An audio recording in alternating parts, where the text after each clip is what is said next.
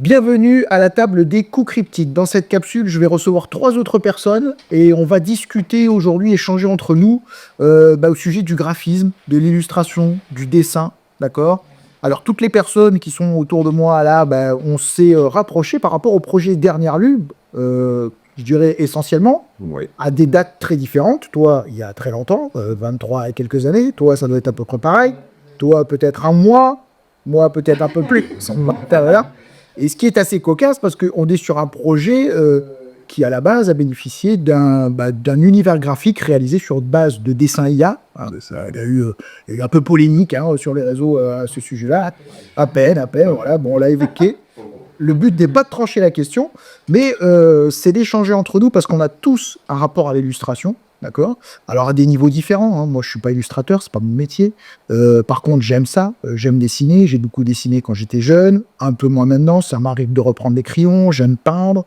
Je suis très attentif au graphisme aussi. Enfin voilà. J'ai un souci de cet élément-là. Ça m'intéresse ce sujet-là. Toi, Franck, ça va être pareil. Gabriel aussi. Elodie aussi, d'accord. Franck, écoute, on va pas le faire. Tu vas t'appeler Franck pour tout répondre à l'interview. Je pense que ce sera mieux. Hein. Ouais, mais ouais, ça me fait bizarre.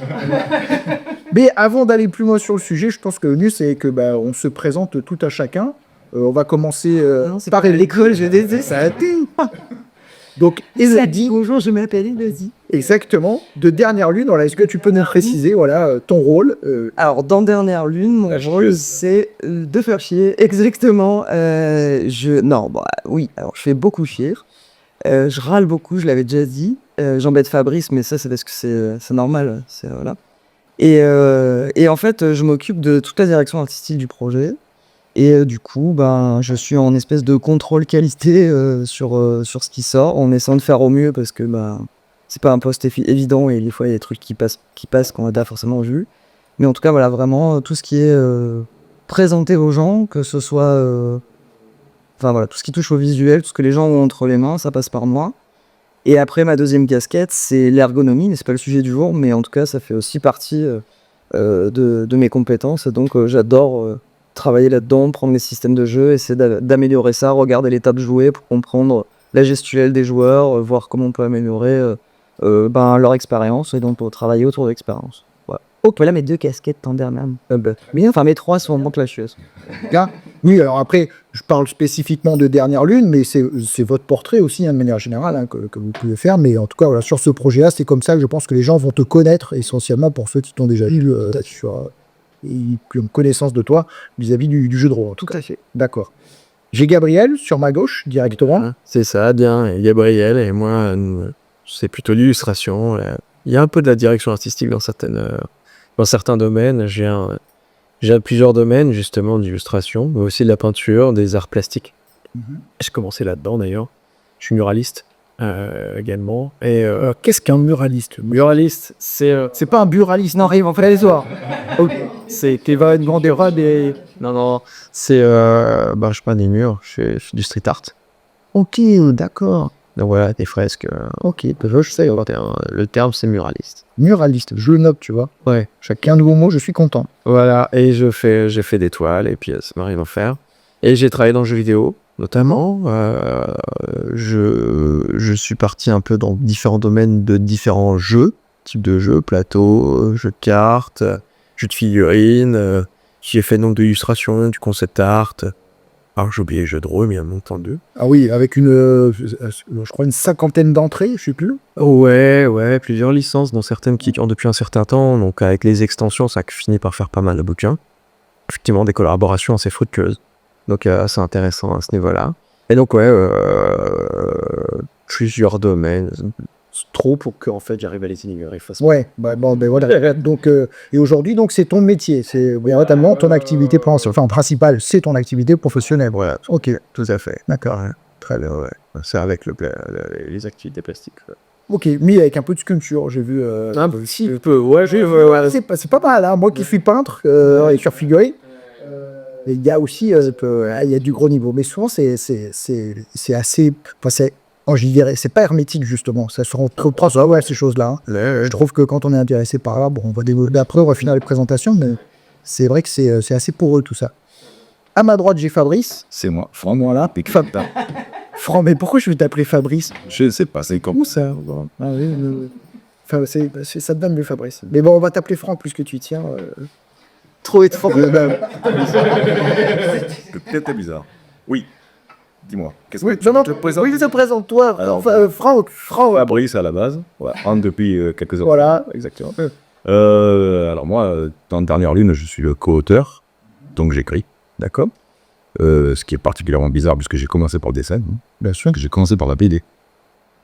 Et j'ai fait les beaux-arts. Ok. Après, je suis parti à l'armée. Et quand je suis revenu, j'ai plus fait les beaux-arts, je me suis tourné vers la vidéo. Ok, j'ai fait pas mal de vidéos et je suis revenu au dessin très très longtemps après. Et depuis une dizaine d'années, je dessine.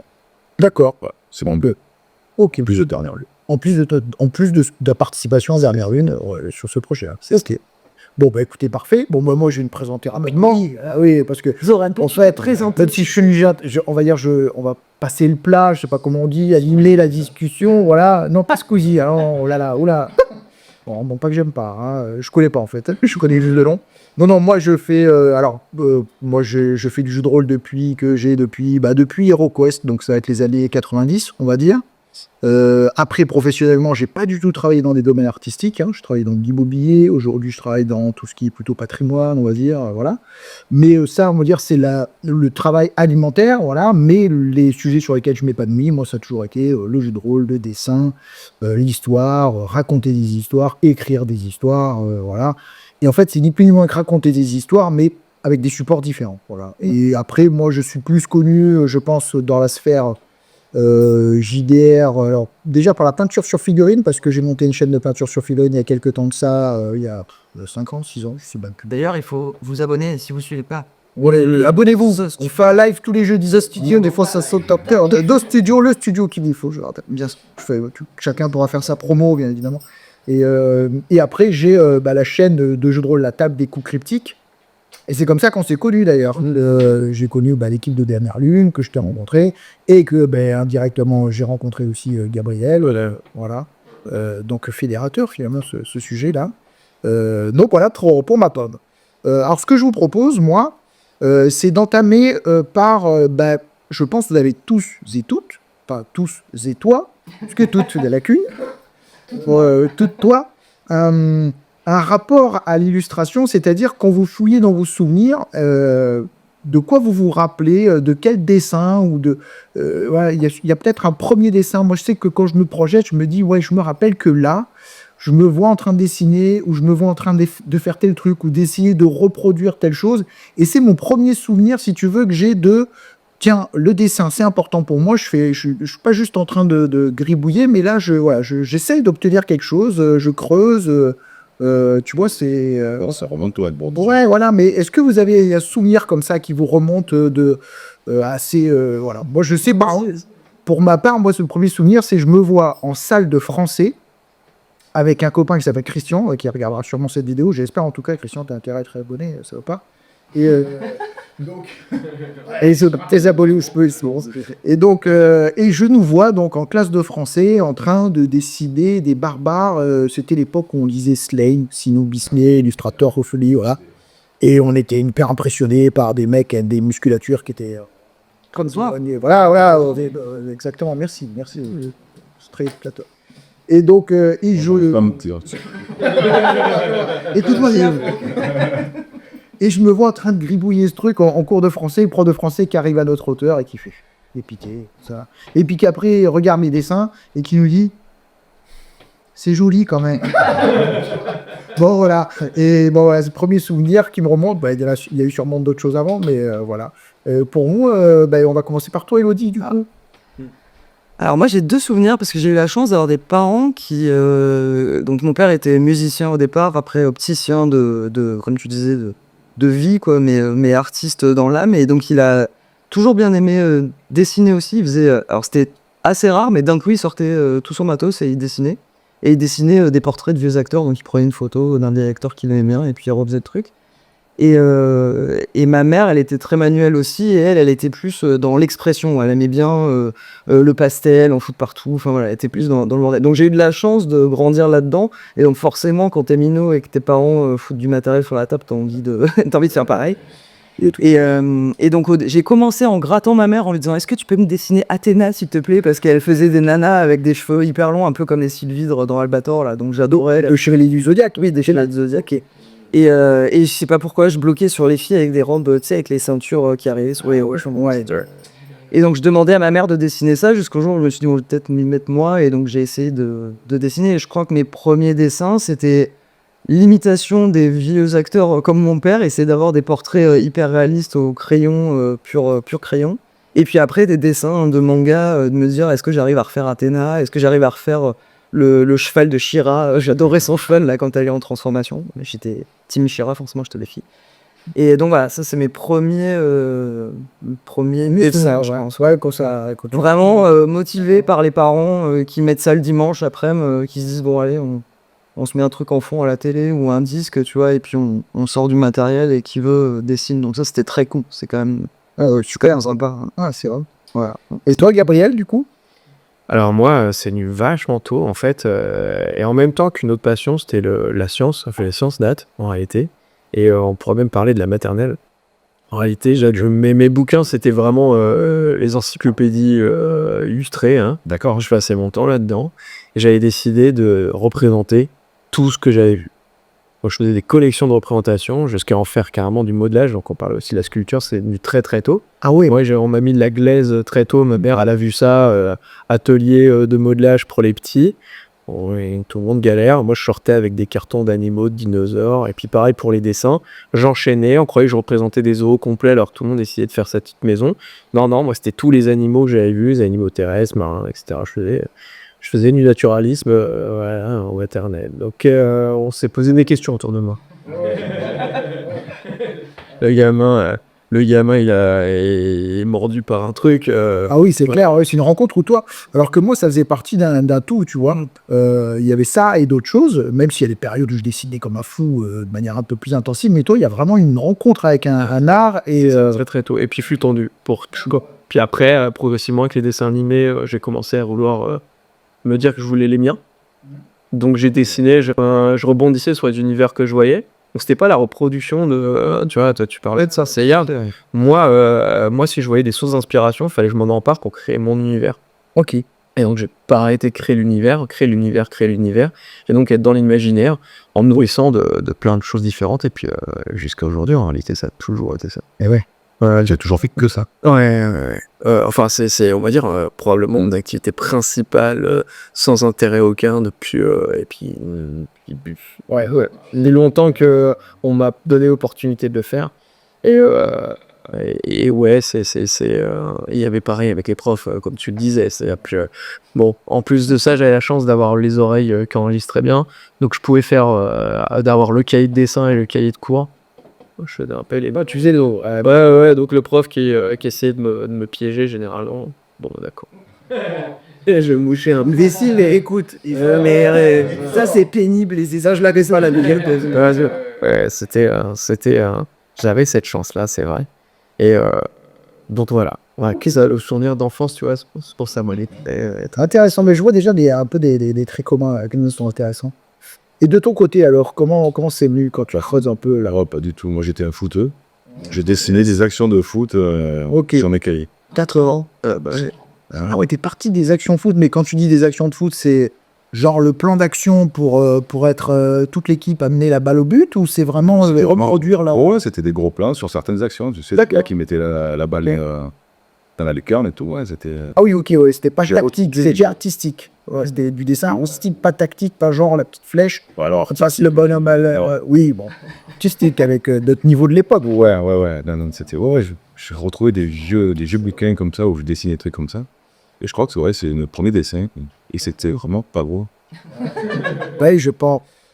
Alors j'essaierai, par exemple, je vais voir comment on peut le faire, mais ce serait pas mal si on arrive à intégrer des dessins. Hein. Je vous ai demandé en cas par là, retrouver les vieux dessins. On émaillera notre interview dans le montage en mettant des dessins. J'espère qu'on arrivera à faire ça. Ok. après, c'est ça. Mais après, j'ai découvert. J'ai commencé vraiment le dessin quand j'ai commencé à m'y atteler. C'était vraiment de la ligne claire parce que j'étais un fan de Tintin. D'accord. Donc Hergé, moi, je trouvais ça. Alors, c'est quoi que tu appelles ligne claire pour ceux qui... C'est le dessin de Hergé. D'accord. Vraiment, il y a pas d'ombrage, il y a vraiment, c'est vraiment le trait pour. On est sur du contour, on est sur... Ok. Et qui a vite basculé après vers le comics, puisqu'après j'ai découvert les comics. Et je me suis dit, ouais, mais les noirs profonds, les appels de lumière comme ça tue, quoi. Miller, Ouais. à la claque, bof. Et oui, bah, c'est vrai que dans ton style de dessin, parce qu'on aura l'occasion de mettre aussi des dessins plus récents, là, alors ceux qui suivent l'actualité Dernière Lune auront pu voir, d'ailleurs, tu as posté quelques dessins, où on voit qu'il y a un noir et blanc avec une recherche sur les ombres qui est... C'est pour ça que je suis fasciné, moi, par les illustrateurs, les peintres qui arrivent à manier les couleurs comme ça, parce que j'ai fait un cadre. Moi, j'aime bien la lumière, la pelle de lumière, la couleur, et pourtant, j'ai fait les beaux-arts. Mon prof de couleur, il était fou. Noir et blanc. Ah, c'était... j'ai admiratif. Voilà. Ok, d'accord. Bon, bah, c'est bien pour ces... Alors, au départ, quand donc on commence tous à dessiner, on a vu avec un peu des choses différentes. Donc toi, bah, les parents qui laissent traîner effectivement ce qu'il faut. Toi, bah, le trauma, hein, la rencontre, apparemment, tu bloques. Et puis tu dessines comme un sourd et tu t'es jamais arrêté. Toi, ça commence par le foot, chemin intéressant, tu vois. Et moi, ça a commencé aussi. Alors moi, c'était claque par... je crois que c'est par le comics aussi. C'est-à-dire... je crois que les premières claques, ça a été des représentations de Bisley, de Frazetta, de Brom, sur lesquelles je suis tombé. Alors, soit par le jeu de rôle, parce qu'il y avait cette couve que tout le monde connaît, du Dev Dealer, du jeu de rôle Bloodlust. Et puis avant ça, bah, des copains qui se pointent avec des comics et on voit des dessins farfelus. Et je crois que moi, mes premières étapes, ça a été de dire, tiens, je vais essayer de reproduire. C'est-à-dire comprendre, tiens, l'anatomie. En fait, moi, j'ai commencé à essayer de comprendre l'anatomie et comment la représenter. Alors, exploser au sol, hein, mon anatomie. Hein. C'est-à-dire que moi, je rajoutais des muscles, tu vois, plus il y en avait, plus les... Donc, et le but, c'était de présenter les mecs les plus badass avec les muscles les plus gros. Donc, c'était du Lobo, du Conan, du ce que tu veux, avec, voilà, et c'était Porte-Nawak. Et à un moment donné, tu te dis, mais pour que ce soit joli, il faut qu'il y ait une cohérence là-dedans, quand même, c'est pas n'importe quoi. Et donc, moi, j'ai beaucoup, je sais pas si ça a été votre chemin, mais maintenant, je vous questionne là-dessus, sur en gros, quel a été votre chemin pour avancer dans le dessin, dans l'illustration? C'est-à-dire, voilà, ça a été quoi? Ça a été regarder, essayer de reproduire, ça a été se dire, tiens, tel artiste m'inspire, voilà, les différents chemins. Moi, mon chemin, ça a été dire, moi, je veux dessiner comme lui. C'est-à-dire, je veux arriver à faire un mec aussi badass que le gars qui est dessiné sur cette page de comics. Et je commençais à recopier, quoi. Moi, je suis passé par là, je sais pas comment vous avez fonctionné, hein, pas d'ordre. Hein, Moi, j'ai un peu fait ça. Ouais. Quand je suis tombé sur des comics, vraiment, je me suis dit, non, mais je veux dessiner comme ça. Exactement. Le Conan de Buscema, quoi. Enfin, je le jouais. Je voulais le tenir. Ok. Jamais arrivé. Jamais. T'as essayé, quoi. Mais j'ai essayé. Et puis, ouais, après, je pense que c'est de la pratique tout le temps, quoi. Moi, je sais que j'ai eu des grandes périodes où j'ai arrêté de dessiner. Et bien, pour y revenir, c'est canson française. Ouais, pour retrouver la main, c'est terrible. Ouais. Là, je me suis remis il n'y a pas longtemps. Bon, là, je galère. Il n'y a pas un peu comme le vélo, tu sais, comme on dit, là, où ça se perd pas trop. Moi, j'ai retrouvé certains trucs. Hein. Après, peut-être, oui, comme Gabriel, quand tu as ça, quand ça cet équilibre-là, peut-être. Moi, je suis un besognu. Il faut vraiment que je bosse pour aller avoir le trait que je... Ok, ouais, on n'est pas tous... Et vous, alors, votre chemin pour parfaire un peu votre art, on va dire, pour aller plus loin, Bah, moi, entre je découvre dessin, ça me plaît, et le moment de, tiens, j'ai envie de monter en compétence, quoi, de montrer, d'arriver à représenter mieux, plus.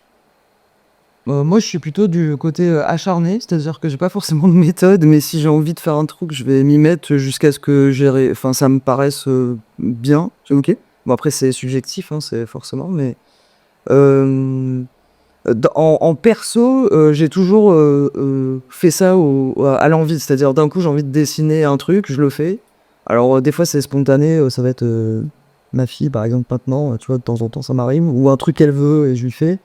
Et à l'époque, c'était pareil, en fait, c'est d'un coup, j'avais envie de faire quelque chose, et donc, bah, tant que c'était pas bon, je jetais, je recommençais, mais avec pas trop de méthode. Et après, par contre, l'année où j'ai fait une année de Beaux-Arts, moi, enfin, j'ai fait du graphisme, on en parlera après sûrement Bien sûr, oui, du parcours, mais j'ai fait une année de Beaux-Arts parce que j'avais envie, justement, de suivre un bout de ce cursus-là. Et en fait, j'ai découvert les après-midi où tu fais des lignes et des ronds, et tu remplis des carnets de croquis complets de lignes droites, tu essaies de faire des lignes droites et des ronds parfaits direct. Donc ça, c'est génial, parce qu'en fait, en vrai, ça te fait progresser de ouf. Et donc ça, c'était très rigolo, d'un coup, d'être là, bon, ok, en fait, je dessine rien, mais je travaille juste mon geste. qui est un peu le même quand tu veux bosser dans le tatou par exemple, parce que ça me plaisait aussi. Donc de te dire, ah ouais, bah là, en plus, le truc il vibre. Alors si je sais même pas déjà faire un trait droit de départ, ça va être compliqué, tu vois.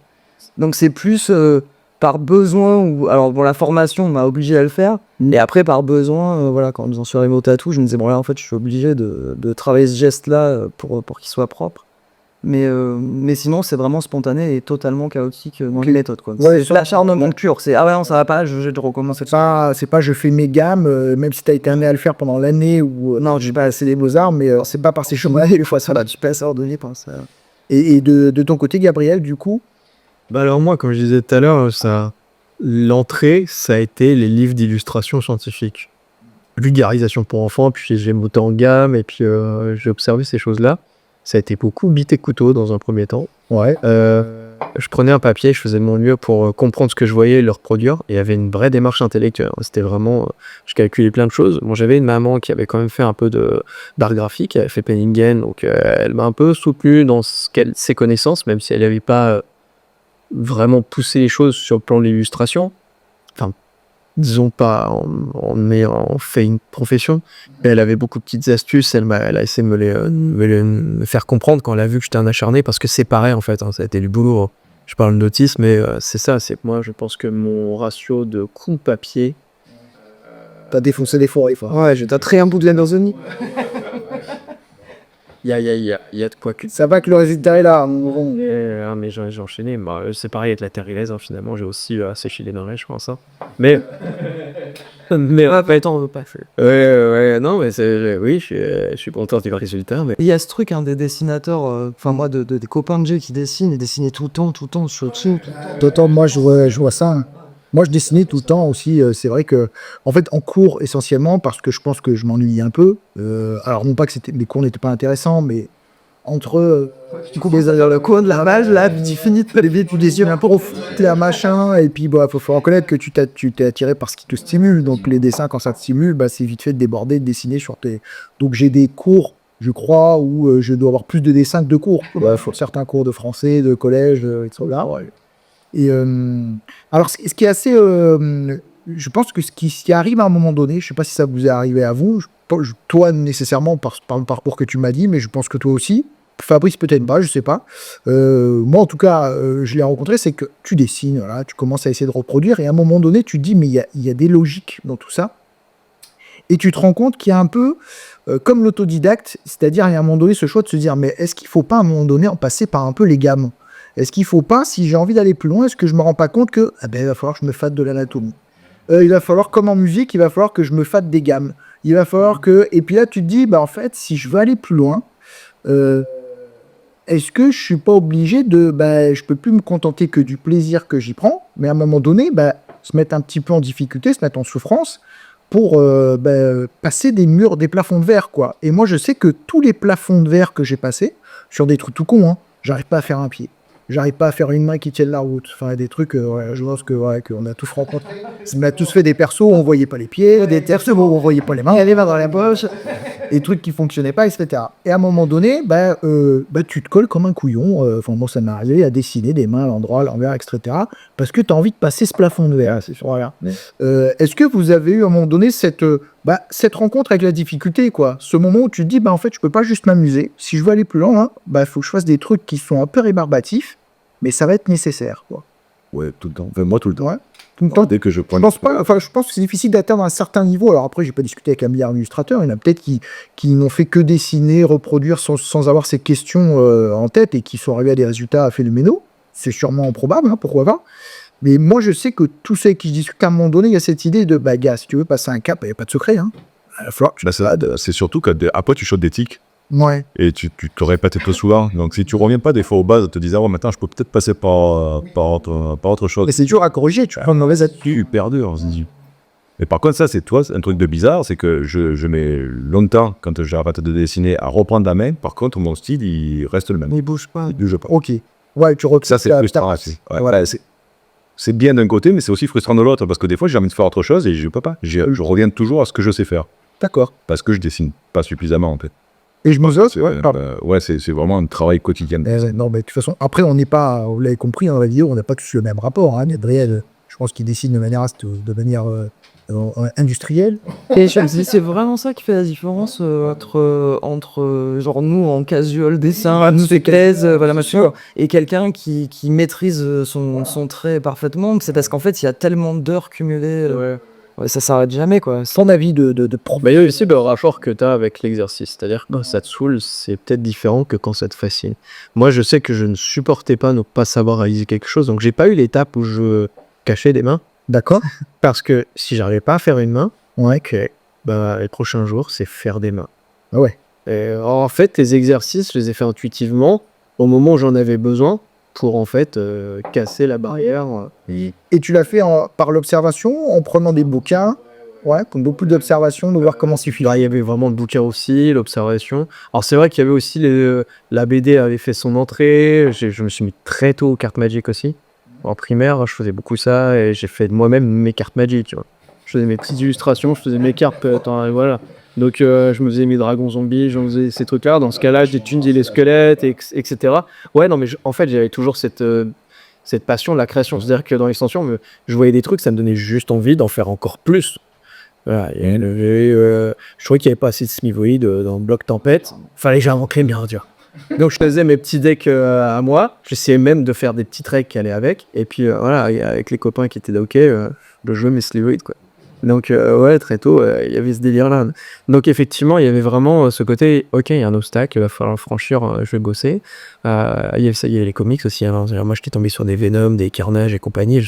Voilà, il y a des FX là. Alors ok, il y a du muscle, ok, il y a de l'ombre, ok, il y a du hachuré, je vais maîtriser ça. Mais le truc qui m'a fasciné avec Carnage, c'est il y a des trucs élastiques dans tous les sens. Ok, rapport avec les fixes numéro 1, c'est-à-dire le matériau. Quand c'est le fantastique, il te montre un truc que t'étais pas prêt avant. Et donc c'est pareil. Plein. Mince, Witchblade. Oui, j'ai énormément appris sur du Witchblade parce qu'il y a des trucs dans tous les sens. J'ai découvert Darkness dans la foulée. Oh la vache, mon la claque. Alors forcément, il y a aussi McFarlane. Donc Topco, McFarlane. C'est bien que tu passes là-dessus, parce qu'on va parler de nos inspi justement. Les Aquatium, ouais. Bon, avec ces univers-là, en fait, j'ai touché à plein de sujets visuels qui étaient de l'ordre du créatif. J'avais les dessins sous les yeux. J'étudiais. Ça m'a permis d'aller au-delà du dessin anatomique plutôt naturaliste que je faisais jusque-là. Et déjà, j'avais une bonne banque de données qui étaient animaux, humains, etc. Dinosaures, il y avait beaucoup de dinosaures. Je suis passé par cette case-là assez pour. Ouais. Et après, les animaux fantastiques qu'on représente, il y a toujours une base réaliste. Et moi, je trouve que souvent, les créatures les plus crédibles, c'est parce que souvent, elles ont un rapport avec une réalité anatomique et une réalité d'animaux qui existent, tu vois. Genre, c'était une réflexion que je m'étais faite, mais il y avait un dragon qui m'avait fasciné en dessin, et je me dis, putain, mais les pattes, en fait, on dirait des pattes de poulet. Et c'est vrai que j'allais regarder les pattes de poulet, un vrai poulet, et la manière de dessiner les pattes du dragon, il avait repris la manière dont une patte de poulet était faite, la texture, comment c'était fichu au niveau des articulations, et ça rendait le dragon hyper crédible. C'est pas référentiel, en fait. Ça devient... petite parenthèse. Ouais, non, mais c'est totalement cette logique-là, hein, du coup. Oui, ça. Et t'as vachement intellectualisé le truc. Ouais, c'est quasiment tout. Mais pourtant, il y a beaucoup l'émotion et c'est pour ça que ça marche bien. Et c'est pour ça que moi, par exemple, avec l'art moderne, ça a tout de suite pris. Je fais partie de ces rares gamins qui, à 12 ans, tu lui montres du Magritte ou du Picasso, des trucs comme ça, qui fait ouais, c'est un truc de ouf. J'avais capté que le cubisme, ça t'ouvre des portes de malade très tôt. Mais c'est pas dessiné, c'est moche, et bon. Non, à cet âge-là, il y en a plein qui, tu vois. Et donc, professionnels, je l'avais cours d'art plastique, ils étaient contents. Il y avait un gamin, on leur montrait plein de tableaux qui étaient considérés comme moches par plein d'enfants. Moi, j'étais dingue. T'étais fasciné. Et donc, je me suis bien apprendre aussi. Okay. Donc, faire des toiles et chercher à faire autre chose que du réalisme. Assez tôt, mine de rien. Donc, ouais, je me suis aussi un peu aventuré dans l'art plastique assez rapporte de manière précoce, on va dire, parce que finalement, les concepts et aller au-delà de la présentation figurative classique m'amusaient encore plus. Ok. Ouais, il y a des aspects très larges, quoi. Moi, c'est jamais resté très. Moi, c'était resté très comics, très dessin spectaculaire. C'est-à-dire que j'avais tout ce qui était, par exemple, bande dessinée franco-belge. Je trouvais ça superbe, mais c'est pas ça qui m'excitait. Moi, ce qui m'excitait, c'était de représenter des mecs badass, parce que j'avais 2 neurones, maintenant j'en ai 3. Bon, ben, je veux représenter des mecs badass un peu mieux. Ah, bon. Ou des nanas badass, ou des voilà. Mais c'est vrai que j'ai pas passé ce cap d'aller, bon, parce que je n'ai peut-être pas les capacités techniques, mais j'arrive, à aller à transpercer ça. Et sur les inspi, du coup, alors toi, ouais, très large, et de ton côté, et de votre côté à vous deux, à un moment donné, ces inspi, là, ces trucs où tu te dis, bah, ça me fascine et j'ai envie de comprendre comment ils dessinent ça, de tutoyer ce style-là, de m'en emparer pour faire quelque chose. Est-ce qu'il y a eu ça pour toi? Moi, j'ai jamais eu l'envie de m'en parler du style de quelqu'un. Jamais. Ouais. J'ai beaucoup aimé des styles. Par exemple, j'ai adoré Giacometti. C'était un truc qui me touchait énormément. Enfin, voilà, mais en même temps, j'avais pas envie de refaire du Giacometti. Tu vois, c'était juste un truc qui me plaisait. Et donc, je suis très inégal, je suis très chaotique dans mes goûts et mes inspi. Et c'est d'ailleurs pour ça que le dessin fait partie des plein de trucs que j'ai essayé parce que j'avais envie de faire de la soudure. C'est pour ça que je suis allé aux Beaux-Arts parce qu'il y avait plein d'ateliers. Donc j'ai soudé, j'ai essayé la 3D, j'ai essayé des milliers de trucs différents. Moi, j'exagère pas autant. Mais j'ai fait parce que j'avais envie de la magie de cette boîte rouge là où t'as les trucs qui apparaissent. Enfin, j'adorais faire de la photo. Enfin voilà, j'ai vraiment testé plein de trucs parce que je me retrouvais un peu dans tout et à la fois dans rien, tu vois. Mais je me retrouvais par contre dans le fait d'être un peu partout. Et je crois que je suis toujours pareil en fait. Aujourd'hui, j'ai pas vraiment d'inspi particulière, c'est-à-dire que j'essaye d'emmagasiner des choses que je vois, des choses qui me paraissent belles, donc c'est très subjectif et c'est presque incompréhensible au fait des gens parce que ça m'appartient. Et après, dans ma tête, ça fait un espèce de puzzle qui va s'imbriquer et je vais me dire ah ouais j'avais vu ce truc. Alors moi je suis nul par contre, ouais, je suis vraiment l'antipode de Gabriel, je connais très peu de noms, j'ai beaucoup de mal à me rappeler parce que je fais plutôt des imprégnations visuelles ou conceptuelles que je vais après malaxer dans ma tête et ressortir sur un médium qui peut être hyper différent. Donc des fois j'ai envie de dessiner, donc ça va être en dessin. Et des fois ça va être en déco, comme tu vois, l'endroit où on est, j'avais envie de modeler un espace. Enfin voilà, je vais vraiment pas avoir de support de prédilection. J'aime bien, au contraire, tester des choses et découvrir des techniques, essayer. J'ai toujours été très test, quoi. J'essaye, je connais pas. Donc j'ai fait un peu la peinture sur la figurine, c'est marrant. Un peu la peinture à l'huile, c'était hyper dur. C'est trop dur. Et donc je suis un peu lâche, tu vois. Genre, j'ai pas été en mode. Moi, les mecs, ils se mettent les mains dans les poches, quoi. Tu vois, genre, les mains, j'en ai fait quand on m'a obligé aux Beaux-Arts. Pareil, on avait l'étude des mains et tout. Bon, galère. Là, si je dois dessiner des persos, je m'arrête avant les mains où ils ont toujours un peu la pose, ils ont les mains dans le dos, tu vois. Je suis pas je suis pas une warrior là-dessus, ou alors j'ai vraiment décidé d'y aller et donc je vais y aller et ça prendra le temps que ça prendra, tu vois, en mode abnégation idiote, je vais dessus, quoi. Et toi, Fabrice, du coup, sur des sources d'inspiration, t'en as évoqué quelques-unes. Ouais, Parce que j'ai l'impression que tu as fonctionné aussi comme ça, Ouais. d'être fasciné par quelque chose et de... Moi, c'est vraiment les comics, ils m'ont mis une claque. Quand j'ai commencé les comics, ça m'a fasciné. Puis après, moi, je dessine pour raconter des histoires, en fait. D'accord. C'est même plus tellement le dessin en lui-même qui m'intéresse, c'est ce qu'il va raconter, tu vois. Donc, j'avais de suite envie de raconter des histoires. Donc, moi, c'est la BD qui m'intéressait. Et après, je suis un fan de Cinoche. Et je voulais... un fan de Weiss, en particulier, ou des Murnau, tu sais, les... Oui, enfin, je vois ce que tu veux dire, l'univers que tu vois. Ouais, et je voulais le retranscrire en dessin, c'était un truc... Et du coup, le comics, ces gros appels de lumière, ces noirs profonds et tout, je trouvais qu'il y avait quelque chose, il y avait un référentiel là qui me parlait, tu sais. Je me disais, oui, ça me parle. Et en fait, je suis resté scotché à ça. C'est pour ça que je suis jamais allé à la couleur, ce qui me manque un peu des fois. Hein. Je me dis, peut-être qu'un jour, il faudra que j'aille un peu titiller ça. Mais ouais, je suis resté sur le noir et blanc, vraiment. Ça me racontait une histoire, tu vois, faire passer une émotion avec le noir et blanc, je trouvais que c'était vraiment sympa, quoi. Un truc très binaire, en fait. En peinture sur figurine, moi je pense cet exemple-là parce que je sais qu'une des premières choses qu'on apprend, nous, plutôt que de s'amuser avec de la couleur, à un moment donné, on nous dit le premier truc à maîtriser, c'est l'ombre et la lumière. Ouais. C'est-à-dire que si tu maîtrises l'ombre et la lumière sur tes volumes, c'est le plus important. La couleur, à la limite, c'est vraiment secondaire. Et c'est vrai que moi, je reconnais que l'émotion, souvent, elle va m'impacter. Alors, par le sujet traité, etc., mais par la manière dont sont traités ces volumes-là, avec cette ombre, ces lumières. Alors, tu m'as fait une transition idéale sur le pourquoi on dessine aussi. Toi, par exemple, le fait de dessiner, c'est parce que derrière, tu as envie de raconter une histoire, de raconter une histoire. D'où la nécessité pour toi de pas simplement faire un dessin, mais une série de dessins pour raconter quelque chose. C'est ça. Et puis le cadre aussi. Ok. Le cadre, placer ton personnage dans le cadre. Je te dis, c'est vraiment l'influence cinéma. Non, c'est un truc qui m'a... Et c'est pour ça que je me suis orienté vers la BD au début, parce que ça me permettait de raconter des histoires, de faire les petites cases, le cadrage. Alors je récupérais des codes du cinéma pour essayer de les intégrer dans la BD, ce qui ne marche pas forcément. Donc il faut arriver à faire... Mais ça me fascinait, ça. Je voulais raconter des histoires. En fait, c'était ça la base. Et puis c'est à la portée, c'est-à-dire que si tu maîtrises cet art-là, je sais que moi il y a beaucoup je discutais pas mal de gens qui font de la BD, des illustrateurs. Ce qui leur plaît, c'est que en fait, notamment la BD, c'est que tu maîtrises tout, c'est-à-dire t'as pas de la question de les effets spéciaux, ça coûte cher, C'est ça. t'as pas la question de le monteur, faut que j'attende que le mec il installe le plateau, les figurants, le ceci. Non, t'as l'entièreté de la maîtrise. Et tu peux tout raconter et tu n'as aucune limite finalement dans raconter une histoire avec des images. Donc je comprends un peu ce que tu veux dire. Vraiment ça. Ok. Et c'est pour ça que j'ai rarement fait de vraies illustrations. Déjà parce que je ne maîtrise pas la couleur, mais en plus parce que j'avais envie d'aller plus loin à chaque fois. Tu vois, l'illustration raconte quelque chose, mais je veux savoir d'où ça vient, où ça va. La case Ouais, de ça ne c'est ça. pas justifier. Le côté scénariste, parce que j'ai une formation de scénariste, donc côté scénariste qui revient, tu sais, qui dit ouais, non, mais vous racontez plus, quoi. Ouais, Il a peut-être raconté quelqu'un qui est passé quoi. C'est ce que tu as apporté à Dernière Lune finalement, plus que l'illustration, c'est plutôt l'histoire. Oui. Donc, tu as amené, Oui, parce que moi, à la base, oui. je suis scénariste. Ah ouais. Ouais. Ok. Donc, j'ai une formation de metteur en scène, de scénariste. Donc, le dessin, je suis passé par les Beaux-Arts, puis je suis parti, je suis revenu. Donc, c'est un amour que j'essaie de récupérer. Non, c'est à chaque fois.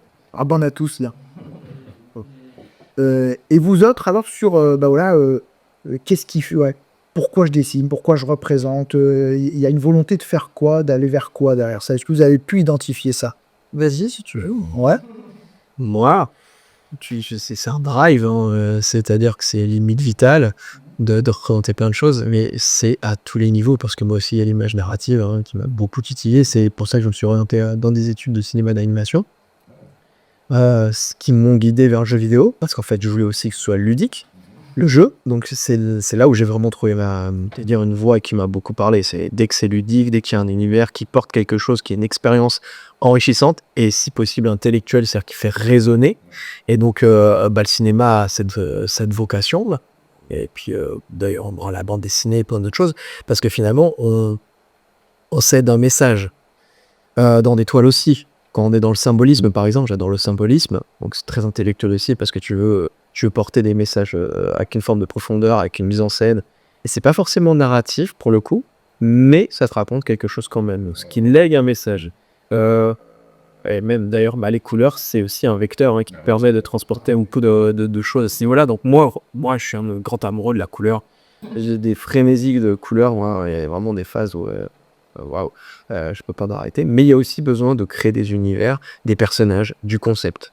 Et j'ai fait beaucoup de concepts, c'est-à-dire vraiment à quoi ressemble tel bonhomme, et essayer de les rendre très crédibles dans tel univers, où vraiment il y a plein de choses. Et enfin, il y a eu vraiment aussi la motivation scientifique. Moi, j'ai regretté que la plupart des créatures soient déjà représentées. Je me serais bien vu dans des bateaux aller dessiner des animaux inconnus. Quand on me racontait les histoires des premiers rapports dans les musées d'histoire naturelle, c'est un lieu que j'ai adoré quand j'étais petit, un musée d'histoire naturelle. Les gens qui sont allés là-bas, qui les ont dessinés, qui les ont collectionnés et tout, je fantasme. Là, il ne reste plus qu'à aller dans l'espace pour trouver un nouveau truc à dessiner. Mais il y a marre de beaucoup d'animaux. Le jour où il y a des planètes à explorer, où tu vas aller faire ça. Le fond de la guerre, je crois. Le fond des mers, ouais. Ouais, maintenant, le côté sous-marin, je suis pas thalassophobe, mais c'est pas leur Mora qui m'appelle. Pour être honnête, le grand noir, le grand bleu, pourquoi pas, mais le grand noir, et les bestioles un peu spéciales, j'aime bien, hein, mais j'ai regardé des documentaires qui parlent de ça, c'est plutôt hivernal, on va dire, comme expérience. Et c'est sûr, ça fait pas kiffer. Ouais, c'est pas les forêts tropicales amazoniennes, quoi. Donc voilà. Ok. Et alors moi aussi, pareil, vous allez me dire si c'est votre cas, quand j'ai creusé ça, je me suis dit, mais pourquoi ça peut-il, etc., de dessiner tel truc, voilà. Il y a la volonté de raconter une histoire, et en fait, si j'ai poussé ma psychanalyse, moi, un peu sur le sujet, alors, on est toujours, à mon avis, le moins bien placé pour s'analyser, mais bon, c'est le bout de chemin que j'ai fait. Peut-être que quelqu'un qui m'analyserait comprendrait différemment la chose. Mais je me suis rendu compte aussi que je dessinais pour échapper à une forme de réalité. C'est-à-dire qu'en fait, le fait de raconter des histoires, ça me permettait, et de dessiner des personnages, ça me permettait quelque part de m'enfermer dans un monde mental qui est le mien, dans lequel finalement les pressions que je pouvais avoir, les difficultés familiales que je pouvais avoir, on a tous des vies plus ou moins différentes, des enfances plus ou moins heureuses, des choses, voilà. Moi, je sais que, bon, je vais pas faire ma Cosette, mais voilà, il y avait des choses qui étaient un peu difficiles, et je me rendais compte que ça me permettait de m'enfermer dans un truc, et de me dire, voilà, là-dedans, en fait, je me rends compte, je suis bien, je pense à rien, j'ai le contrôle, je m'évade, je crée. Quelque part, le monde qu'à l'extérieur, on s'en fout, j'en refais un autre. Est-ce qu'il y a eu ce côté un peu thérapeutique du dessin chez vous? Moi, j'ai vraiment ça, je pense. Alors, c'est pas exactement pareil, mais moi, j'ai constaté que le dessin et le travail plastique, parce que j'aime beaucoup aussi la matière, donc quand j'étais plus jeune, je fais moins maintenant, mais j'aimais trop foutre des couches de peinture, écrire, coller de la matière, vraiment m'amuser avec ça. C'était vraiment exutoire, quoi. Genre, ça me... Enfin voilà, j'étais dans mon truc, et donc c'était pas, je racontais une histoire à personne, c'était la mienne que je balançais sur le truc parce que j'avais besoin. Et encore maintenant, c'est vraiment des moments où je sens que j'ai besoin de dessiner, parce que je dessine vraiment pas beaucoup. Alors dans mon métier, je fais des pictos, des machins, ça, parce que dans le graphisme, Pareil, le graphisme, ça fait partie pour moi du... Oui, il y a du dessin, mais disons que là, on raconte l'histoire des gens. Donc, je le fais déjà pour mon travail, d'essayer de raconter au mieux l'histoire des gens via le graphisme et la mise en page, la mise en forme, la DA, etc. Et je me rends compte que c'est vraiment un cas de figure spécifique, un mood que je vais sentir, et où là, en fait, c'est extrêmement naturel. Je vais prendre un papier, des crayons, et je vais dessiner. Et je me dis, ouais, t'as besoin de... voilà, il y a un truc qui doit sortir, et tu le fais comme ça. Donc c'est assez rigolo comme rapport, quoi. Je raconte d'histoire à personne, c'est juste moi, j'ai un besoin de le faire, et donc je me rends compte que le dessin apparaît comme ça, parce que quand je fais le point, je me dis finalement, c'est vrai, je dessine pas beaucoup, mais par contre, d'un coup, t'as une espèce d'irrépressible envie de dessiner, et je vais me mettre, je sais pas, pendant 4 heures, Franck, tu pourrais témoigner, quoi. Je fais ça d'un coup, ça me pète, faut que je le fasse maintenant, tu vois. Donc j'en ai déduit que c'était, voilà, j'avais besoin de sortir quelque chose, et que ça passait par le dessin, ce qui est très rigolo, voilà, parce que ça reste quand même épisodique aujourd'hui, dans ma vie, quoi, à part voilà, pour les projets, À part les confusions, à part la partie graphique, mais où c'est plus du graphisme, et ouais, je me dis peut-être dans une autre vie j'aurais pu faire du dessin, mais je crois que j'aime trop changer, donc du coup le graphisme ça m'allait bien, parce qu'en fait t'as toujours des thématiques différentes, tu peux aller sur différents supports, un coup t'es effectivement sur la photo, un coup tu vas justement bosser avec un illustrateur ou faire un truc hyper je sais pas, numérique, enfin voilà, ça permet de toucher à plein de choses, le graphisme, et c'est pour ça que je me suis aussi balancé là-dedans, parce que c'était le flou au départ. J'arrive en fin d'études, je me dis qu'est-ce que je vais faire. Je me dis, je vais peut-être faire une fac d'art plastique, parce que je voyais pas du tout où je pouvais aller à part ça. Et puis je visite une école de graphisme, je dis ah ouais, c'est super, en fait c'est super cool. Je me retrouvais plus parce qu'il y avait une maîtrise outils qui me rassurait un peu, tu vois. Je me disais voilà, je vais me reconnaître un peu mieux là-dedans. Et en même temps, il y avait tout ce côté exploration, conceptualisation, réflexion, et donc c'était très cool, et je me suis beaucoup plu là-dedans, et donc je suis parti après à fond là-dedans. Mais ouais, là, le dessin est resté comme, ouais, vraiment comme exutoire, quoi. Basiquement, voilà, d'un coup ça sort. Et pour vous autres, les garçons, Oui, un peu. Pour moi, c'est surtout l'écriture, l'exutoire. Donc le dessin, c'était vraiment du plaisir. Vraiment, je faisais ça par plaisir, hein. Sauf après, quand je faisais un truc où je racontais des histoires, donc forcément, ça passait par le dessin aussi. Mais moi, c'est plus l'écriture, l'exutoire. Non, le dessin, c'est vraiment du plaisir.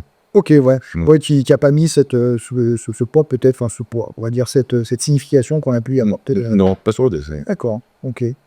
Et pour toi, Gabriel, Moi, je crois à fond dans l'art-thérapie. Je crois que d'ailleurs, c'est le premier vecteur de santé mentale. d'aller le mot, l'art-thérapie. Pas mis le mot. C'est lourd. Mais ouais, parce qu'il existe, et c'est quelque chose qui m'intéresse beaucoup. D'ailleurs, ça aurait pu être une voie qui ne m'aurait pas satisfaite suffisamment, mais parce que c'est aussi une science et j'adore les sciences.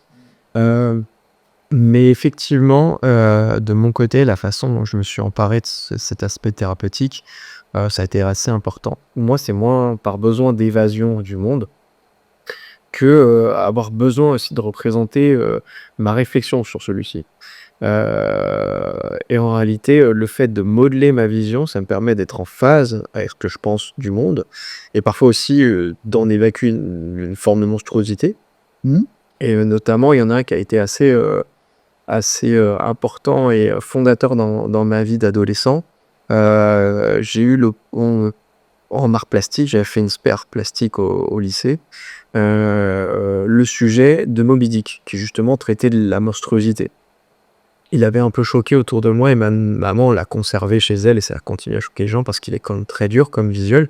Mais c'est une immense toile, enfin c'était très grand. J'ai fabriqué de A à Z le cadre avec une raboteuse chez quelqu'un qui faisait vraiment le travail du bois, un toile, enfin j'ai tout fait.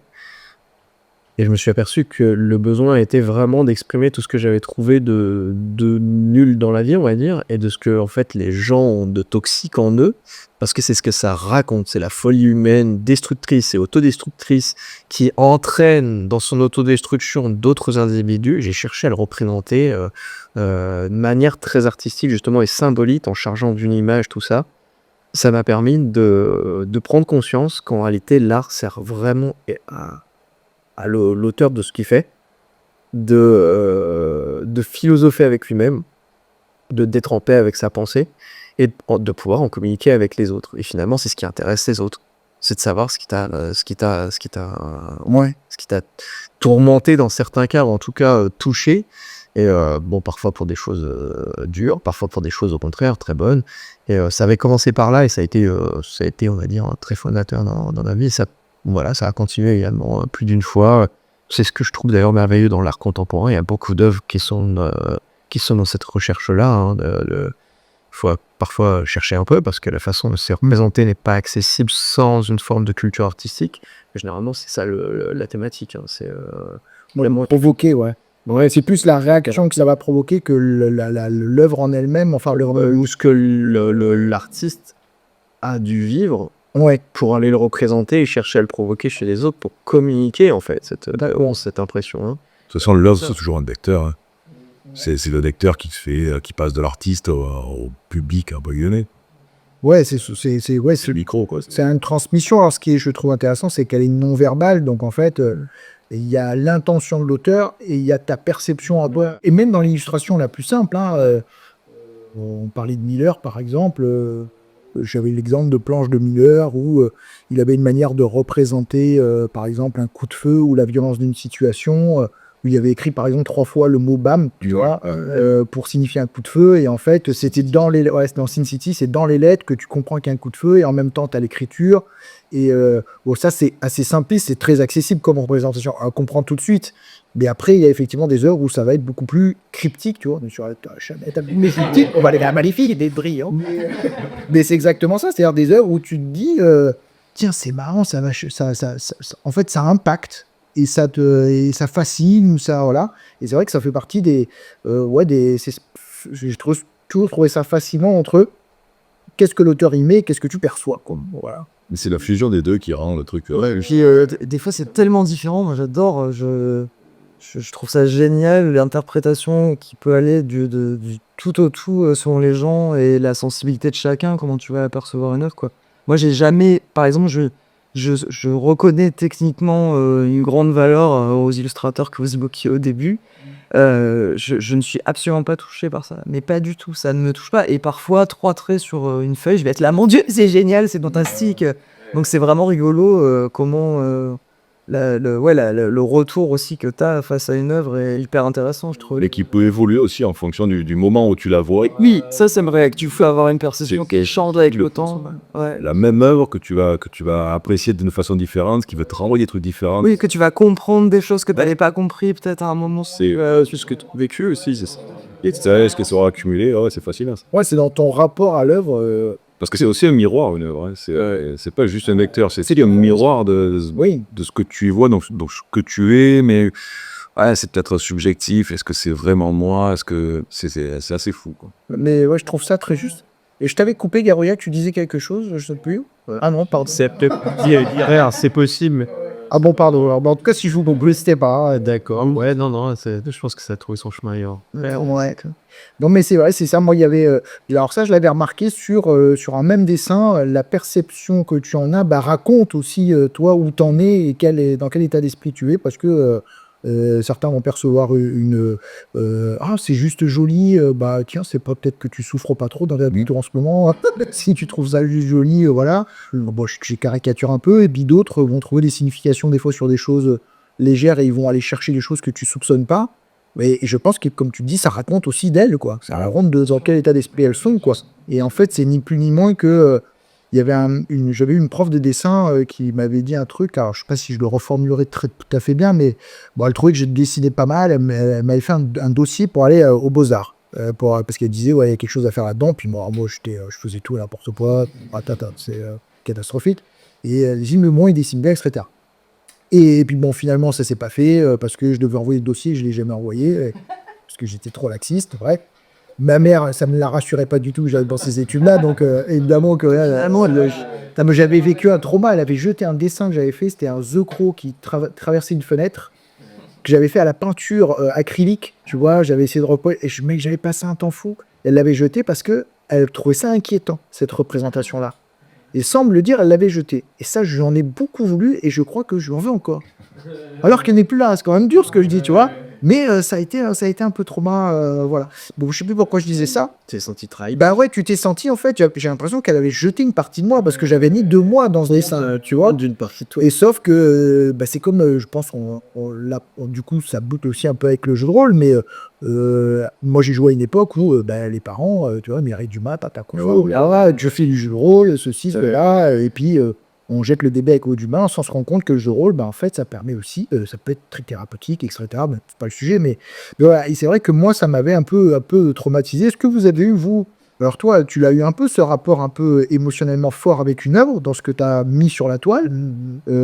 Est-ce qu'il y a d'autres rapports comme ça que vous avez eu avec un moment donné? Ça peut être une rencontre avec une œuvre, un truc que vous avez fait vous, ou un truc que vous avez vu, et c'est comme s'il y avait un avant ou un après, ou en tout cas, ça vous a impacté. Est-ce que vous avez un souvenir de ça? Moi, ça m'a fait pendant ça avec le Cinoche, moi, donc. Sur le dessin, Plus sur le Cinoche, ouais. Après, si oui, moi, Miller, parler de Bisley. Ouais. Bisley, ouais, c'est des mecs qui m'ont retourné la tête. Bah, moi, ça m'avait retourné par la couleur. C'est-à-dire, je me disais, c'est pas un truc tout bête, mais je me disais, tiens, mais en fait, on se rend compte que Bisley, en fait, tu peux exagérer. Les muscles, tu peux exagérer les couleurs, aller dans des tons de bleu, de rouge, de vert dans la peau, etc. Et ça me fascinait, moi, de voir par où ça passait, la liberté qu'on pouvait prendre, et qu'en fait, ça véhiculait alors une émotion. En tout cas, ça donnait une couleur, quoi. Ça donnait une image forte. C'était impactant, c'était waouh, quoi. Ça avait, c'est un univers avec Charlie et c'est pour moi, c'était une porte ouverte et je me racontais plein d'histoires. C'est pourquoi ce ciel, il est de cette couleur, et ces personnages, d'où ils viennent, comment ils sont, etc. Et puis le côté déstructuré, un peu anatomique, complètement pété. Mais après, il y a d'autres hommes aussi, ça a été des fois juste quelques traits ou des choses. J'avais fait le musée en Espagne. C'est le musée Salvatore Dali. Et je pensais pas être autant touché par des œuvres de Salvatore Dali. Ouais, ça m'avait impacté aussi au niveau, je me disais, tiens, voilà, alors c'est sûr, ça m'a pas impacté autant que ce que pas pu m'impacter les dessins de BD pop, parce que en fait, il y a un côté spectaculaire aussi là-dedans qui vient te saisir quand tu l'attends pas en plus. Mais j'avais aussi cette idée de dire, mais tiens, qu'est-ce qu'il représente là? Qu'est-ce que ça évoque? Et puis, ouais, ok, je comprends, les montres molles, mais en fait, c'était les montres molles, je sais pas si vous connaissez là. Et en fait, ça m'avait ramené, moi, sur mon rapport au temps. Sur mon rapport au temps qui était passé, sur mon rapport au temps qu'on laisse filer, et qu'en fait, tout doucement, qu'on voit pas, tu sais, qu'il coule comme ça, et en fait, tu te rends pas compte, il est passé beaucoup de temps. Et le fait de représenter la montre, toutes ces horloges là qui sont molles, qui sont là, c'est genre le temps qu'on laisse filer sans se rendre compte de sa préciosité. Tu vois, ça m'avait interpellé là-dessus. C'est toute la force de l'homme. Moi, je crois que mon revirement de point de vue le plus violent dans l'art, c'est le bleu de Klein. Ah oui, genre je passe mes études à me foutre, parce que quand je fais mes études de graphisme, on a les cours d'histoire de l'art, on a du dessin et tout, et donc on a dans les cours d'art, on étudie donc les courants, etc. Et donc dans les bouquins, c'est vraiment dégueulasse, la photo du bleu de Klein, ça fait un vieux carré bleu, c'est vraiment... Ouais, quoi, bah oui, c'est très cool. Et je me dis, bon, comme tout est basé sur la couleur, en plus, la fascination. Je me dis, ouais, c'est quand même pas ouf. Je me dis, bon, je veux bien croire qu'il y a une démarche, tout ça, mais j'avais vraiment du mal à me projeter dans le truc. Et puis, un jour, je suis à Beaubourg, et donc je me retrouve face à un bleu de Klein, Et là, je me prends une claque. En fait, je suis resté, je crois, 1 heure devant à le regarder et à me dire, mais putain, le mec, c'est malade. En fait, en vrai, il a trouvé une couleur qui est organique, vivante. Tu sais pas si elle t'attire, si elle te repousse. Enfin, elle est fantastique.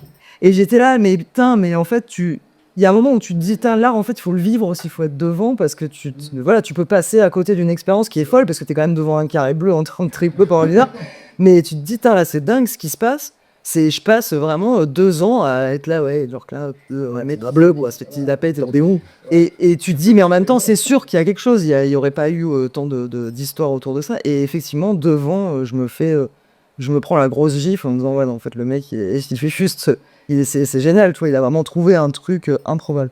Et après, mon deuxième amour, c'est le radeau de la Méduse. Mais bon, ça, je pense que celui-là, il fait de l'effet à tout le monde. Quand t'es devant, il est tellement. Pour l'avoir vu en vrai, du coup. Pour l'avoir vu en Donc, vrai. il y a ce rapport-là à l'art en vrai aussi. C'est ça. Moi, c'était mon rêve de voir ce tableau. Je voulais absolument le voir. En plus, je sais pas si ils ont corrigé le problème, mais à l'époque, on nous avait dit que comme il y avait je sais plus si c'était le plomb ou quoi que ce soit, enfin, en tout cas, le tableau se dégradait avec le temps et ils disaient qu'il noircissait d'année en année, qu'ils avaient du mal à interrompre le processus de noircissement. Je me disais, non, mais je veux le voir avant qu'on ait vu le voir. Et donc, quand je l'ai vu, alors là, c'est pareil, hein, je suis resté contemplative devant. Mais parce que celui-là, c'était vraiment un truc qui me touchait, parce que j'adore c'est hyper torturé, j'aime trop cette scène, ça m'évoque plein de trucs, j'aime vraiment beaucoup, et je crois que c'est une des seules œuvres très figuratives que j'aime vraiment. Ouais. Voilà, donc ça, c'est mes 2 expériences de, effectivement, l'art en vrai. Ouais, vraiment. Qu'est-ce qui se passe quand t'es devant un grand format ou quand t'es devant un truc contemporain que tu comprends pas quand tu le vois dans un magazine d'art ou sur un bouquin, t'es là, bon, le mec, il s'est pas trop foulé. Donc ouais, je crois qu'il y a aussi ce rapport-là après sur l'art, en tout cas la peinture, où il faut y aller et vivre soit les installations quand c'est des trucs plus contemporains, te promener dedans parce que tu as vraiment une expérience intéressante. Sur le dessin, c'est différent, je trouve que c'est plus subjectif, quoi. Mais sur le réel, tu peux emmener des gens qui étaient vraiment hyper loin et qui... Ouais. Franck, par exemple, quand je l'ai amené voir les grands formats, on avait fait une autre expo de grands formats, au début, il me disait, bon, je sais pas trop. Et puis au final, t'es devant, tu vois la matière, tu vois la peinture, tu vois les touches et tout, donc il se passe plein de trucs, quoi. Tu découvres plein de choses et tu changes de point de vue, même si le sujet t'intéresse pas trop, juste l'œuvre en elle-même, elle te met une gifle en disant, t'as vu, regarde, ça pète ou quoi? Ah, c'est vrai, c'est la grosse différence entre en fait l'œuvre d'art que tu vas voir, le genre la photo découpée dans un magazine d'une œuvre, et ça va pas être la même de l'avoir en face de toi, quoi. On a pas, c'est comme le théâtre filmé, moi. J'apparente ça. Oui, tout à fait. Et c'est ça. On va te filmer une pièce de théâtre, tu vas faire wow. Et quand tu vas être dans la salle, c'est pas la même. Ouais, j'ai ce truc-là avec les concerts. Je n'aime pas les concerts en vidéo, je préfère être dans la salle et vivre le truc, quoi. Et toi, Gabriel, il rencontre aussi avec des œuvres comme ça particulières. Ça a commencé avec les dessins animés, et notamment les Don Bluth. Les Don Bluth. Que l'alternative de Disney, c'est un ancien dinosaure. Il a fait tout chaud des lots. Voilà, petit pied, le petit dinosaure, la baleine des merveilles. Je vais écrire en papier dessus l'écrit. D-O-N, Ouais. plus loin, B-L-U-T-H. BABTH. Et c'est Fight, J'ai une pression d'avant toi. Frisbee, Stadia, c'est le dernier. Ça, j'ai pas. Et ouais.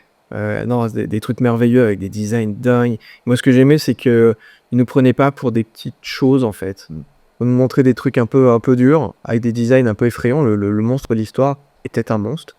Certains alliés aussi, d'ailleurs, ça te poussait à ne pas te dire qu'en fait, il est moche, donc faut le fuir. Non, ça peut être ton pote, en fait, si tu creuses un peu. Et je crois que ça poussait d'ailleurs les gamins qui mataient ça à se remettre plus facilement en question dans leurs rencontres dans la vie réelle. Un peu à la façon d'ailleurs des contes de Perrault ou des choses plus anciennes, en fait, Qui sont très durs. on va au-delà du monstre et puis prépare-toi à la vie parce que c'est pas toujours facile. Donc c'est un peu casser ta naïveté sans briser ton enfance. Pour t'armer un peu au fait que ouais, dans le monde il y a des trucs qui sont pas jojo, quoi. Ça doit venir aussi peut-être de mes gènes de l'Europe de l'Est, côté Sidi Baba Yaga, tout ça. Il y a des trucs avec la dureté. Ouais, j'adore. J'ai accueilli sa maison, pierre en polystyrène et tout, mode maquette, tu vois. C'est hyper onirique, c'est génial, j'adore ça. Il y avait une BD, Garofo. Oui. Garofo, ça m'a j'ai adoré. C'est un motif philosophique, les conditions animales, les conditions humaines, la philosophie, le rapport à la vie, à autrui, la règle d'or, en fait, tout ça. J'aime bien aussi les œuvres qui sont d'origine et qui sont posées sur des grandes scènes religieuses par rapport à la philosophie religieuse dont elles parlent. En règle générale, c'est des trucs super forts. J'ai beaucoup été sensible à l'univers de Giger, le biomécanique qui a beaucoup parlé, donc Alien, la mutante et tout ce qu'il a fait à côté est assez trash. Donc pour être allé au musée, t'es face à ces espèces de, tu vois, des cocons bébés, là, tu vois, ces trucs-là, tu fais. Mais en même temps, ouais, ça te touche. Et même sa collection personnelle, il y a des trucs super intéressants là-dedans. Donc ça fait partie des choses qui remuent pas mal, parce qu'en réalité, ça interroge aussi scientifiquement. Moi qui adore, j'étais genre de gamin, le cours de science que tout le monde redoutait, qui était l'hiver en animal, moi je voulais comprendre ce qu'il y avait dedans. Et en réalité, il y a Les ça. serial killers, ils commencent tous par là. Hein. Ouais, ok. Comment c'est une fascination. Le théâtre. Expliquez un petit peu. T'as aimé ça, non? Non. Mais la curiosité, ouais, qui m'a une fascination. Donc toi, t'es une bricoleuse aussi. Et c'est ça que je voulais dire avec le biomécanique. Ça m'a ouvert aussi au goût du mécanique qui va derrière. Et tout ce qui va être jeu de piston, jeu d'articulation, de faire le rapport entre la mécanique du décor et la mécanique de la machine. Et notamment le biomimétisme. Alors moi, j'adore le biomimétisme aussi. Et je trouve qu'en réalité, si tu veux pas comprendre l'intérieur, et d'ailleurs, si tu te laisses dégoûter par les choses, parce que ça va aussi là, ma démarche est, en fait, dépasse ton dégoût, parce qu'en réalité, il y a plein de choses qui vont émulser, mais qui en réalité te permettent de comprendre le reste. Et donc, c'est le fond dans la forme. Et généralement, ça, c'est aussi un truc, tu vois, j'ai compris à travers ce genre de... Même en dessin, c'est important. Je vois tout à fait pareil avec le dessin. Hein. C'est-à-dire, pour bien représenter une chose, moi, je m'étais rendu compte que pour bien représenter, en fait, un bras, ou même une musculature, déjà, si tu comprends comment ça fonctionne, qu'est-ce qui fait que ce muscle-là, à quoi il sert, ce muscle-là, à quoi il sert, du coup, si ça se met comme ça, forcément, il prend cette posture. L'ossature, enfin, voilà, en fait, de comprendre comment fonctionnent les choses, ça te permet de mieux les représenter. Ah oui, les corchouets de Hudon, c'est un indispensable quand tu commences à étudier. Enfin, tu vois, tu passes là-dedans. Les dessins Léonard, c'est pareil. Tu vas dans le dessous de la... Ouais, tu t'es... Bon, forcément, je te dire, et après, la poésie, une fois que tu as mis l'épiderme de tout ça, et que tu as en conscience ce qu'il y a en dessous, d'ailleurs, tu citais Giacometti, c'est un peu ça aussi, hein. Bacon, j'adore Bacon, c'est pareil, il m'a extrêmement impacté. C'est pareil, il y a plein de personnes qui font ouais, mais non, en fait, il comprend l'intérieur et l'extérieur de la personne, il mélange tout ça, et tu fais comment il a réussi à faire le portrait d'une personne en le faisant passer dans une broyeuse. C'est de génie. C'est de génie, c'est fou et basse. Et le travail de la couleur, d'ailleurs, avec tout ça, c'est fascinant, c'est hyper passionnant. Et ouais, ce genre de choses. Basquiat m'a beaucoup apporté aussi, hein, le travail de Basquiat. On a quand même pas mal de rêves. J'avais peur de pas qu'il y en ait. Il va y en avoir des intéressantes à faire pour montrer aux gens qu'on parle avec tout ce main dropping. C'est intéressant. Faut aussi l'inviter à faire la recherche par eux-mêmes, parce que je pense que c'est plus formateur. Hein. Et c'est quand si on a un peu cherché. Alors écrit en bas. Non, on te montrera pas, tu as d'autres, je devras regarder Cortoweb. Et dernière question, je sais pas combien de temps ça fait qu'on est... après, vous pourrez rajouter des choses. Hein, mais qu'est-ce qui fait qu'une œuvre ou qu'un graphisme vous touche? Est-ce que vous avez identifié... Hyper dur. Ouais, qu'est-ce qui fait qu'à un moment donné, vous dites ça me parle, ça m'attire, ça me fascine. Différent. Comment ça marche pour toi? Alors moi, c'est purement viscéral. Je peux répondre très vite, c'est viscéral. Je sais si j'aime ou j'aime pas, c'est immédiat. C'est complètement... comment on dit inné, enfin pas inné, j'ai perdu mon mot, c'est pas grave. Instinctif, voilà, tu vois, j'ai aucune réflexion, c'est tout de suite, je fais non, ça me plaît pas. Est-ce que tu comprends qu'est-ce qui fait que ça te plaît? Mais je crois que j'ai pas envie. Non, mais c'est très bien. Parce que en fait, c'est cette espèce de spontanéité me convient, tu vois. Genre, alors elle est très pénible pour les gens. Je me rappelle par exemple, tu sais, t'achètes un truc et puis les gens ils pensent que t'as envie d'avoir une collection et ils t'achètent plein de fois presque le même truc, mais c'est pas le même, tu vois. Et t'es là, non, mais celui-là, j'aime pas. Non. Et ils comprennent pas, ils sont là, mais pourtant c'est presque pareil, pourquoi t'aimes pas? Et ça tient pas grand chose. Là, ouais, je sais pas, celui-là, il t'aime moi, je ne dis pas, tu vois. Mais ouais, j'ai toujours été comme ça et je crois pas que j'ai envie de travailler dessus. Alors peut-être il faudrait un jour que je le fasse, mais ça me va bien d'être comme un enfant, tu vois, qui va dire bon non, en fait. Oui, je vais pas besoin de comprendre. Moi, juste ça me fait vibrer, c'est déjà fait. Ouais. Et j'aime bien ça, ouais. Donc c'est très rapide, c'est instantané. Après, je vous donnerai le mot de la fin à chacun, pour dire ce que vous avez envie. Hein. Ouais, c'est pareil hein, pour tout en plus. Hein. Moi, je l'ai vraiment pour tout. J'ai sans vergogne. Je suis là, non, mais moi, je m'en fous. Quitter, je m'en fous. Ouais, je fait. Le fait, je me souviens pas des noms. Toi, ce qui t'intéresse, c'est ce qui. Ouais, c'est ce que j'ai. En fait, je suis très égoïste. C'est très dans le ressenti et se dire, est-ce que ça me touche ou pas, et c'est tout. Voilà, basique. Et toi, Fabrice, du coup? Ouais, je suis un peu comme Qu'est-ce qui fait qu'à un moment donné, quelque chose, est-ce que tu as identifié les choses qui te parlent? Non, alors je suis pas comme Gabriel, justement, j'essaie de pas l'intellectualiser, ça. C'est vraiment le ressenti, ça me plaît pas, ça me touche, pourquoi, je sais pas. Ok. Ça me touche, c'est l'essentiel. Mais tu vas pas ouais. les premières. D'accord. Ouais. Bah moi c'est après je te laisserai tôt de là, oui, je plais bien sûr, Il y a tout. les gens ont envie de savoir, les gens ont envie de...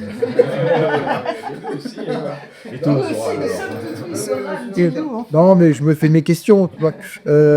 Moi je me suis rendu compte que quand j'étais petit, je me disais, ce qui me fascinait, c'était de me dire, tu vois l'image que tu as là, ben le moins de petit parcelle de cette image-là, c'est quelqu'un qui l'a représenté. Tu vois, ce ciel-là, il n'existe pas, c'est quelqu'un qui l'a fait. Ce boulon-là, bah, c'est quelqu'un qui l'a dessiné, tu vois, il a fait toutes les... Voilà. Et c'était pas dans le fait que le dessin soit hyper précis, mais c'est juste le fait de me dire que tout ce qu'il y a dans ce cadre-là vient de la main de quelqu'un. Ouais. Et quoi qu'il représente, que ce soit un corps humain, un ciel, un paysage, ouais, de se dire, mais en fait, ça, c'est pas un ciel, c'est le ciel du gars, lui qui a dessiné ce truc-là. Ça, c'est pas, voilà, c'est pas juste un ongle, c'est comment lui, et ça me fascinait de voir qu'en fait, je me disais, mais en fait, je suis en train de regarder, c'est un dieu quelque part, parce que il crée. C'est-à-dire que si tu as envie que ça existe, juste tu le dessines et ça existe. Et c'est imparable. Tu peux pas dire que ça n'existe pas. Ouais. Et ça me fascinait, cette conception-là, de me dire, mais le pouvoir, quoi. En fait, quand tu sais dessiner, t'es Dieu. Ouais. T'es Dieu, quelque part, parce Ce que qu'on disait sur l'écriture d'histoire. c'est ça qui est dingue, voilà. Et je pense que tu peux retrouver la même chose quand tu commences à développer un talent d'écriture. Bon, après, si tant est que tu sois satisfait de tes écrits, je pense que tout artiste, et en général, les grands artistes sont toujours dans le... bah, c'est ton cas, mais dans le... Oui, mais oui, jamais forcément entièrement satisfait, ce qui est plutôt rassurant, parce que ça veut dire que tu es toujours en quête de faire mieux, etc. Mais voilà, ce côté, je me disais, mais en fait, ouais, c'est Dieu, quoi. C'est la main de Dieu, donc tu vois, quelque part. Parce qu'il fait ce qu'il veut, il crée ce qu'il veut, et ça me fascinait. Et bon, bref, voilà. Et pour toi, Gabriel, t'as le droit de pas avoir d'avis aussi. Hein. Ouais, je sais pas, moi je trouve que c'est un peu... C'est intellectualiste. Voilà, enfin, c'est ça. En règle générale, dont finalement la réflexion, je vais pouvoir m'en emparer pour refaire la mienne, enfin faire un rebond dessus. Parce que ouais, je me suis reconnu dans la réflexion de l'artiste en règle générale. C'est en tout cas ce qui le touche. Donc parfois la réflexion est très émotionnelle aussi, mais moi je la décrypte, ça c'est sûr. Je la décortique et je suis capable d'en parler. Je suis rarement oh j'adore, je sais pas pourquoi. Ouais, Généralement je sais pourquoi.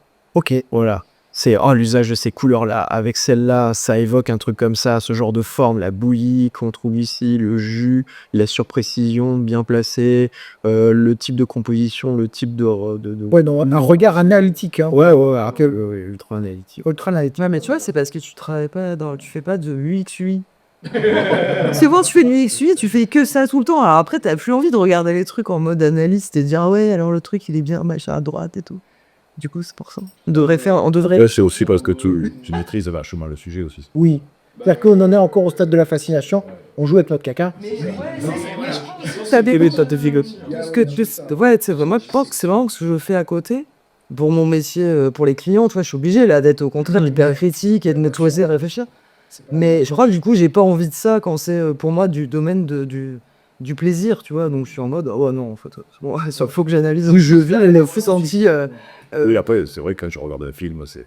Après, Léana, attends, là, le plan t'a merdé. ouais, mais ouais, c'est parce que c'est pas mon kiff aussi. Vous kiffez, là, vous regardez les films, au bout de 3 minutes, ça, ouais, alors le truc de la fin, c'est ça. T'es là avec vous, ouais, c'est bon, ouais, mais parce que sur la table, le mec, il avait mis le verre comme ça, c'est évident que c'est lui qui l'a tué, tu vois. T'es là, quoi? Il a juste filmé un verre sur une table, tu vois. Donc là, c'est parce que c'est ouais, ce kiff aussi de décrypter le truc. Moi, c'est pas le mien, moi, je veux pas savoir les secrets, les magiciens, tu vois. Je pense qu'il y a un petit côté analytique quand tu as envie toi-même de reproduire ces effets-là chez d'autres. Ouais, c'est-à-dire un côté, bon ok, maintenant il faut que je comprenne par où ça passe, comment ça marche, pour que moi, je sois plus le mec fasciné devant, mais que je sois celui qui va faire pour fasciner l'autre, tu vois. Donc un peu, voilà, là, l'envers. Oui, quand c'est pas rendre, Voilà. ça fonctionne. Comment ça se fait? Oui, bien sûr. Mais moi, je l'ai compris, par exemple, en peinture sur figurine, c'était sur les couleurs. C'est-à-dire que j'ai mis un temps à comprendre, enfin un temps, assez vite, heureusement, parce que je suis complètement pas débile. Mais de me dire, en fait, une couleur, 2 couleurs ensemble, c'est pas anodin. C'est-à-dire qu'un vert, il n'a pas du tout la même signification en fonction de où il est, comment il est placé, la proportion qu'il a, de ce qui est mis en face. Ça c'est blanc, bah non c'est gris, parce que regarde, si je te mets un blanc à côté, tu te rends compte que c'est gris. Par contre, si je te mets un noir à côté, le gris paraît blanc, tu vois, enfin, le truc tout con, la profondeur, bah, le bleu, le chaud, le froid, ça fait vibrer, et donc comprendre en fait qu'est-ce qui fait par exemple qu'une figurine elle claque en couleur, bah, je me suis rendu compte qu'il y avait aussi un rapport de ben, il y avait différentes valeurs de contraste, en fait. Il n'y avait pas que le contraste, il n'y avait pas que la luminosité, tu vois, noir-blanc. Il y avait la complémentarité des couleurs, il y avait couleurs chaudes, couleurs froides, et comment tout ça vibre, et fait qu'à un moment donné, ben, analytique, ça vibre, mais j'ai compris par où ça passait pour que ça vibre. Avec L'optique. Ouais, bah, peut-être, je sais pas comment l'expliquer, mais d'essayer en fait, de déconstruire le procédé pour comprendre par où ça passe, quoi. Voilà. Et c'est un petit peu ce côté où tu passes le côté de bah, je vais mettre les mains sous le capot pour comprendre, quoi. Voilà, ouais, beaucoup ça marche. Ouais. Je vous laisse le mot à chacun, le mot de la fin à chacun, chacune, est-ce que vous avez quelque chose à ajouter? Moi j'ai un conseil, Un conseil, un prof qui m'a débloqué en dessin, parce que en fait, le truc des raccourcis, tu vois. Le truc le plus dur à faire après les mains, je crois, c'est de capter comment tu dessines ça, tu vois. Et donc, il voulait qu'on dessine un truc dans le genre, et je lui disais, mec, j'y arrive pas, je comprends pas comment il fait son bras, c'est toujours étrange ce dessin, ça marche pas. Et donc, il se met en face de moi et il me dit, qu'est-ce que tu vois? Et je dis, bah, je vois ta main. Et il me dit, et après, je dis, bah, je vois ton visage derrière. Il me fait, ok, et mon bras, il est où? Je dis, bah, je le vois pas. Il me dit, t'as compris? Et j'ai fait, il y est juste pas. Il y est pas, en fait. Toi, tu sais qu'il y est parce que tu sais que ton corps, il y a un bras entre ton épaule et ta main. Et d'un coup, il m'a dit, mais dans le dessin, tu représentes pas ce qui est pas. Tu vois, ce que t'as pas, c'est ce que t'es pas censé voir. Ta connaissance du corps, elle est pas liée à ton dessin. Et j'ai fait, ah, mais t'es trop fort. Voilà. Donc, un conseil, si vous voulez faire des raccourcis, des fois, le truc, il y est pas. C'est juste pour ça que ça marche pas. très bon conseil. Je voulais pas tout montrer. Ouais. Mais ouais, parce que tu sais que ça y est, donc tu te dis, il faut qu'il y soit. Mais non, en fait. Il fallait juste qu'il ne soit pas, et d'un coup, c'était flagrant. Je l'ai enlevé, j'ai fait, mais oui, c'est génial. Ah, sur elle, il fallait juste pas le faire. Bon, tips, est-ce que vous avez le mot de la fin, tips, ce que tu veux. T'as le droit, tu peux faire un remerciement, tu peux faire un conseil, tu peux crier, tu peux faire ce que tu veux. Ouais, c'est ça. Tu peux te plaindre. Tout à l'heure, tu voulais pas screener. Non, alors ouais, bah c'est ça en fait, moi ce que je trouve intéressant dans ce genre d'échange qu'on a, c'est aussi de se rendre compte qu'on a à la fois des points communs, aussi des grosses différences, et qu'il faut essayer de trouver son propre chemin, c'est assez important. C'est bien d'aller chercher chez l'autre la différence et aussi la ressemblance, et de pas avoir peur de faire son propre chemin, parce que c'est généralement ça le truc idéal. Moi par exemple, ce que je conseillerais aussi, c'est même si vous voulez essayer de vivre un peu du travail, de pas perdre ce que vous voulez chercher, parce que c'est là où ce sera moins fructifiant. Ce qu'il faut, c'est s'amuser, se trouver soi-même. Donc tout ce dont on a parlé, notamment la partie thérapeutique, c'est ce qui va aussi plaire chez l'autre. C'est ce qui va enrichir l'univers visuel, parce qu'en réalité, c'est ce qui touche l'humain. Donc pour ça, il faut que vous vous intéressiez à vous-même pour intéresser l'autre. C'est souvent ça, les démarches artistiques qui vont nager. Donc ça nécessite une forme d'intuition pour certains, une forme d'intellectualisation pour d'autres. On a chacun nos pistes qui nous permettent de s'aventurer en nous-mêmes et d'explorer en fait ce qu'on a à explorer. Et généralement, on est très rapidement piégé par des raisons financières, par le regard des autres. Par exemple, avoir peur de montrer l'intérieur de quelque chose parce que vous êtes entouré par des personnes qui sont dégoûtées, comme une maman qui veut jeter votre super première œuvre d'art. Parfois, ça peut décourager un petit... Non, mais moi, je l'ai vécu aussi sur certains dessins. Ouais, c'est vachement dark, c'est super dark. T'as pas compris. Parce que je suis pas que ça, et puis t'as pas vu tout le reste. Et généralement, d'ailleurs, il y a des trucs qu'on voit pas, il y a des trucs qu'on cache, etc. Après, ça, c'est aussi un petit peu le souci de ceux qui créent, c'est qu'on leur en demande beaucoup aussi. On demande de tout comprendre et que des fois, bah, c'est pas compréhensible. Non, ouais. Il y a aussi cette passion, ouais. Faut aussi savoir se dire, oui, non, peut-être qu'ils sont peut-être pas prêts non plus, ou c'est moi qui suis peut-être un petit peu trop loin. Ouais, des fois, c'est ça aussi. De toute façon, c'est une aventure de t'explorer. C'est rien ça. Ton mot de la fin, du coup, t'as déjà commencé, t'as plus qu'un demi-mot de la fin. Là, c'est dans les portes. Dessinez, peignez, écrivez, voilà, et n'écoutez pas de conseils, faites ce que vous avez envie de faire, et puis voilà. Ok, C'est le meilleur conseil qu'on puisse donner. bah écoutez, je vous remercie. Merci à toi. Merci pour vous être livré sur votre rapport au dessin, à l'illustration. J'espère que ça aura intéressé ceux qui auront suivi, enfin ceux qui sont arrivés jusque-là, j'imagine que oui. Et écoutez, je vous retrouve bientôt sur la table des coups cryptiques. On essaiera de refaire des choses comme ça, parce que j'apprécie beaucoup, moi, d'échanger autour de sujets, du jeu de rôle. Alors que ce soit jeu de rôle, là, c'est pas tout à fait jeu de rôle, mais c'est très connexe, en fait. C'est tout ce qui est la création. C'est tout ce qui est raconter l'histoire, que ça passe par la musique, le jeu de rôle, le dessin, le cinéma, la mise en scène. c'est ces portes qu'on ouvre là sur. Ouais, ça c'est un point commun aussi, je pense. Je pense que c'est un peu Le fait d'avoir un pied un peu partout. Et c'est déjà fait mal ici. C'est comment par chez toi, fait mal, et là c'est quoi? Je pense qu'on a aussi un peu tous la curiosité d'aller voir et d'essayer. Bon, bah écoutez, je vous remercie beaucoup.